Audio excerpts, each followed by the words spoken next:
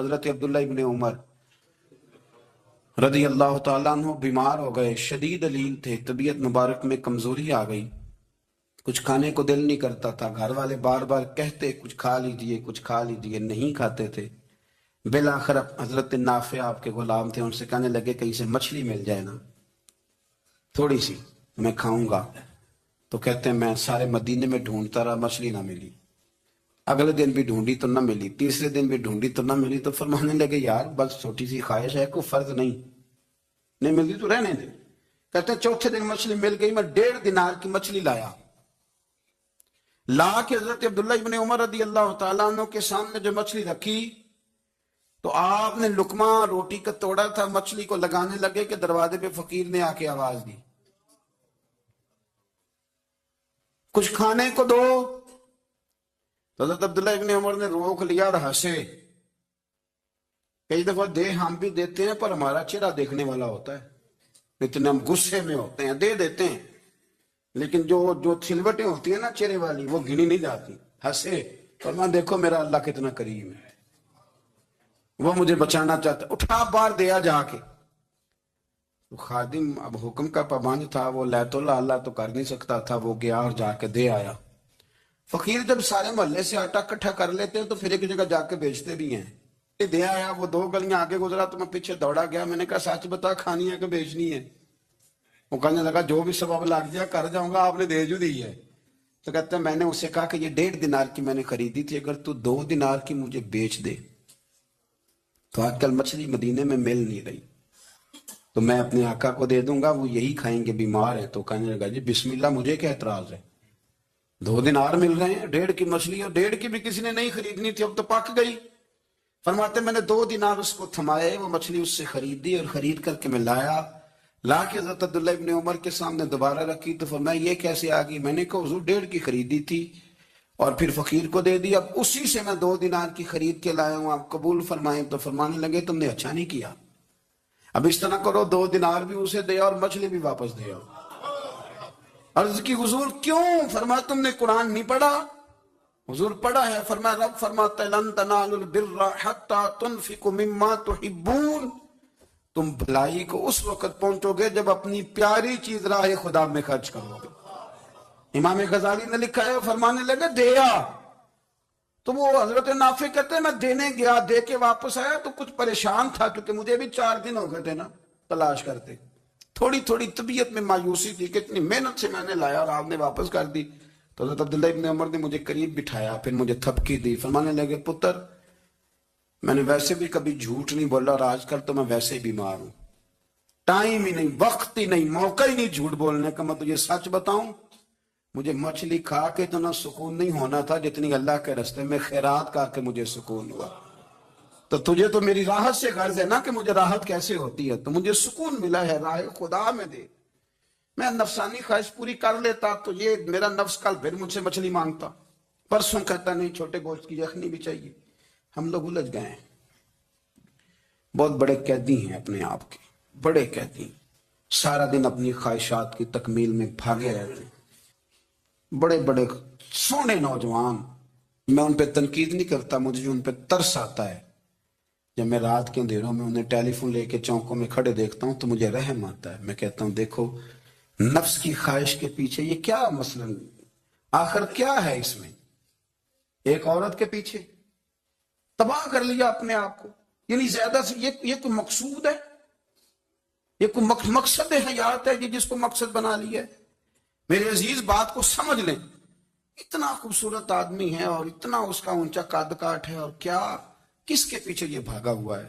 بڑا سمجھدار، دانشور، عقل مند آدمی، ذی روح بندہ، لیکن اس کا سٹیٹس آپ یہ ملاحظہ کریں کہ وہ 20-40 ہزار کی خاطر جھوٹ بولتا ہے، دھوکہ دیتا ہے، فریب اور فراڈ کرتا ہے۔ ہم اپنی نفسانی خواہشات کے پیچھے اس طرح بھاگتے ہیں کہ ہم اصل سے رہ جاتے ہیں۔ میری باتوں کی سمجھ آ رہی ہے آپ حضرات؟ تھوڑا تھوڑا کر کے، ایک ایک کر کے ان کی باتیں کم مانیں۔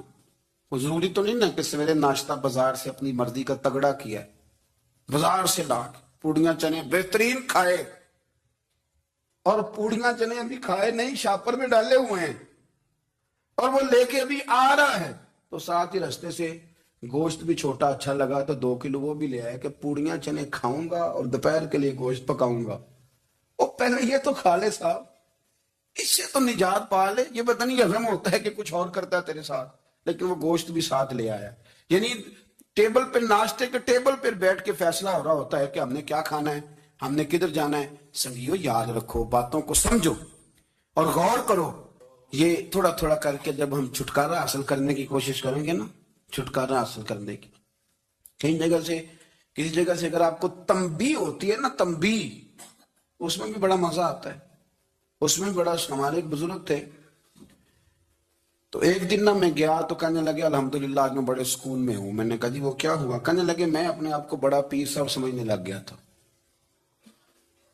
تو ایک وابڈا کے کسی آدمی سے کام تھا, تو میرے ایک دوست نے مجھے کہا کہ پیر صاحب اس کو ٹیلی فون کر دیں, سنا ہے آپ کا عقیدت مند ہے. میں نے اس بندے کو ٹیلی فون کیا تو کہتا پیر صاحب میں عزت آپ کی بڑی کرتا ہوں پر یہ کام نہیں ہو سکتا. کہتے ہیں جب اس نے مجھے کہا نا تو کچھ بھی نہیں, تو مجھے بڑا مزہ آیا ہے, ورنہ میرا تو نفس پھول گیا تھا. میں تو سمجھتا تھا کہ جو میں کہتا ہوں ویسے ہی ہو جاتا ہے. کہتے اس نے تھوڑا سا نا مجھے لیول میں کیا ہے, مجھے مزہ آیا. یہ لوگ نا اپنے اوپر بوجھ ڈالتے تھے, یہ تھوڑا تھوڑا پیچھے ہٹتے تھے, یہ سمجھتے تھے کہ اس طرح تو ہماری تکمیل رہ جائے گی. صبح سے شام تک اگر اسی نفس کی باتیں مانتے جائیں گے تو خرابی کرے گا. دولت کا نشہ ہے بھائی, دولت کٹھی کرنے والا کسی جگہ سیر نہیں ہوتا. حسن کا نشہ ہے, حسن کا نشہ ہے. حضرت ابوبکر شبلی رحمت اللہ علیہ فرمایا کرتے تھے جو تیری بیٹی کو خوبصورت سمجھ کے اس کے ساتھ نکاح کرنے تھے اسے بیٹی نہ دینا. حضرت جی کیوں؟ فرمایا حسن تو تھوڑے دن کے بعد ختم ہو جائے گا, پھر وہ اس کی قدر نہیں کرے گا, وہ تو کہیں اور منہ مارتا پھرے گا. حضرت ابوبکر شبلی رحمت اللہ تعالی علیہ کی بیٹی خوبصورت تھی. ایک نوجوان کہنے لگا میرا نکاح کر دیں. آپ فرمانے لگے پتر تو 1 مہینے کے بعد آنا, کر دوں گا. بڑی موٹی تازی خوبصورت صاحبزادی. تو حضرت نے اسے دوائی کھلائی, اسے پخانے لگ گئے. جو پخانہ کرتی ایک مٹکے میں سنبھال دیتے. تھوڑا وقت گزرا تو وہ ہڈیوں کا پنجر بن گئی. مہینے بھر میں دست اتنے آئے کہ کمزور ہو گئی. تو ابو بکر شبلی 1 مہینے کے بعد نوجوان کو بلایا, فرمایا ادھر آ تیرا نکاح کروں. بچی دکھائی تو وہ کمزور بستر پہ پڑی. فرمایا شادی کر. کہنے لگا اس سے نہیں میں نے کرنی. فرمایا یہ وہی ہے؟ کہنے لگا جی نہیں. فرمایا تو کہتا تھا مجھے عشق ہے, کدھر گیا تیرا عشق؟ کہنے لگا حضرت صاحب آپ کیسی بات کر رہے ہیں. فرمایا ادھر آ. پھر وہ مٹکا جس میں گند رکھا تھا وہاں لے گئے. فرمانے لگے تیرا اس کے ساتھ عشق تھا, یہ تیرا عشق. فرمایا تو میں 4 دن روٹی کھلاؤں گا پھر تندرست ہو جائے گی, لیکن میں دیکھنا چاہتا تھا کہ تو میری بیٹی سے پیار کرتا ہے یا اس کے چہرے پہ آنے والی کچھ وقت کے لیے سرخی سے پیار کرتا ہے, اس لالی سے پیار کرتا ہے جو جوانی کے وقت بچوں اور بچیوں پہ آتی ہے. کس چیز کے دل دادا؟ یعنی کیا مطلب؟ نفس کی غلامی, سراسر غلامی. اور پلٹ پلٹ کے بڑے بڑے سیانے بندے چھوٹی سی خواہش کے لیے. بڑا سمجھدار آدمی, بڑا سیانا بندہ. میں ایک بڑے بزرگ عالم تھے, میں ایک دفعہ ملنے گیا تو پائے پکا رہے تھے, خود پائے پکا رہے تھے. تو وہ بڑے پیار کی بات ہوتی ہے نا جی, تو تامت باندھی ہوئی اور بڑی جناب خستہ حالی, اور وہ پائے پکا رہے ہیں. تو میں نے ان سے کہا, میں نے کہا حضرت جی پائے تو کسی اور نے بھی پکا لینے تھے, آپ بخاری لے کے بیٹھتے, چلو میری طرح کا کوئی بندہ آپ سے استفادہ بھی کر لیتا. اب پائے آپ لائیں گے, پھر پکائیں گے, پھر آپ کھائیں گے, تو یہ تو 24 گھنٹے آپ کسی کام میں گزر جائیں گے. تو یہ ایک چھوٹی سی خواہش کے لیے. میں کسی چیز کو حرام نہیں کہہ رہا, قرآن پاک کی جو آیت پڑھی ہے صرف اس کی تفسیر آپ کے سامنے عرض کر رہا ہوں. ہماری خواہشات ماں پالتی ہے, آپ کو نہیں پتا کتنے دکھ سہتی ہے. میں ان ماؤں کو جانتا ہوں جو بیٹے کے حصوں کی مار بھی اس کے ابے سے کھاتی ہیں, مار کھاتی ہیں وہ.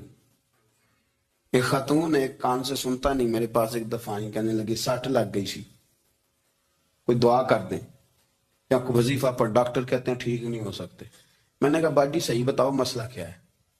کہنے نہیں کچھ بھی نہیں, مسئلہ کیا ہونا ہے, پتر غلط نکل آیا ہے, اس کا باپ روز مارتا ہے. میں آ بھی گئی ہوں تو اس نے ایک تھپڑ میرے کان پہ مار دیا, پردہ پھٹ گیا.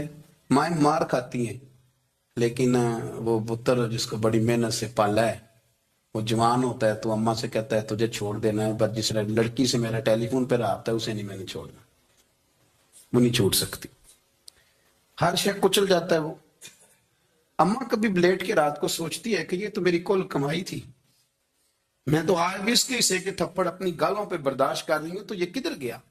اردشیر نام کا بادشاہ تھا، حضرت محدث ابن الجوزی آج سے کچھ 700 سال پہلے لکھتے ہیں۔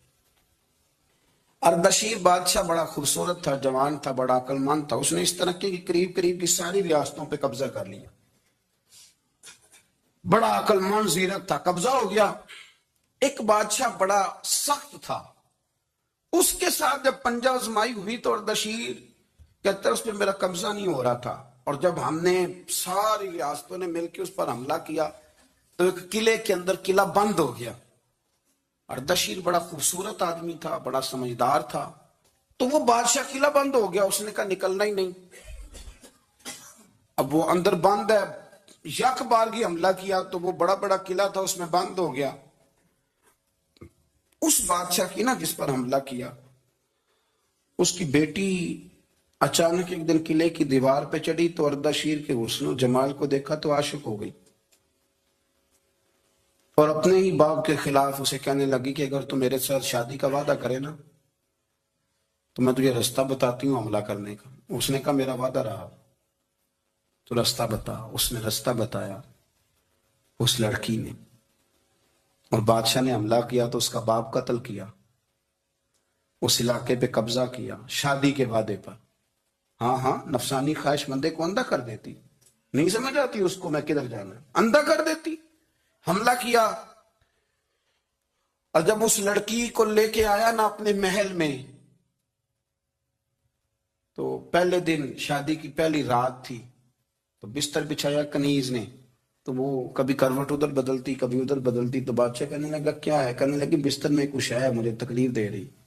اس نے چراغ جلائے اور جب بستر اٹھایا تو ایک اتنا سا دھاگا نکلا۔